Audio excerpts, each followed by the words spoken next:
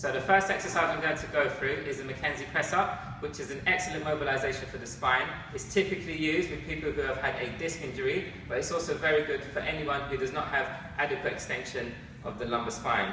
So with the Mackenzie press up, the main thing you need to look out for is that the glutes and the hamstrings need to be completely relaxed, because as the client pushes up in towards extension, what happens is that the joint capsules get stretched, and this triggers a protective response in the system.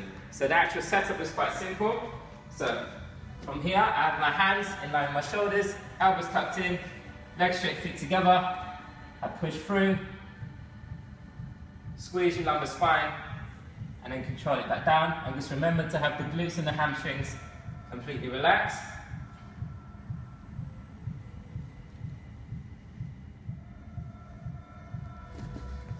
Okay, so a progression from that exercise would be a reverse back extension on the Swiss ball. So this is very good for clients who cannot do a forward bending exercise like a squat, lunge, or a deadlift.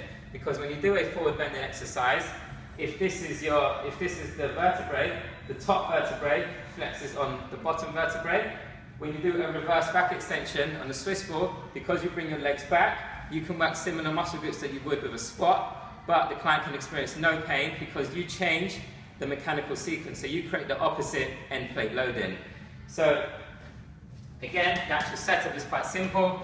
So from here, just make sure that your hip is resting onto the ball, hands in line with your shoulders, legs straight, feet together, drive up, squeeze your lower back, pause, and then back in.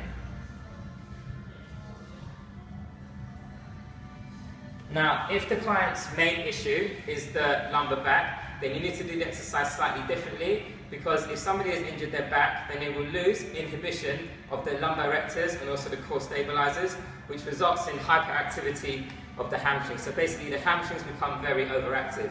Now this can serve an injured person while they need to get through day to day, but it's very dangerous once a person has recovered, because the brain has now forgot how to recruit the lumbar erectors, and you will continue to have hyperactivity of the hamstrings, which can result in an injury. So you do the same exercise, but you just need to put the hamstrings in a shortened position so that they are weak and they have no mechanical advantage.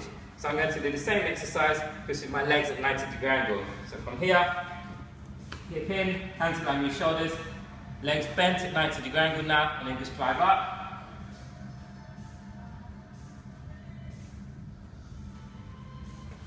And then just doing that slight change means that the hamstrings cannot take over the movement pattern.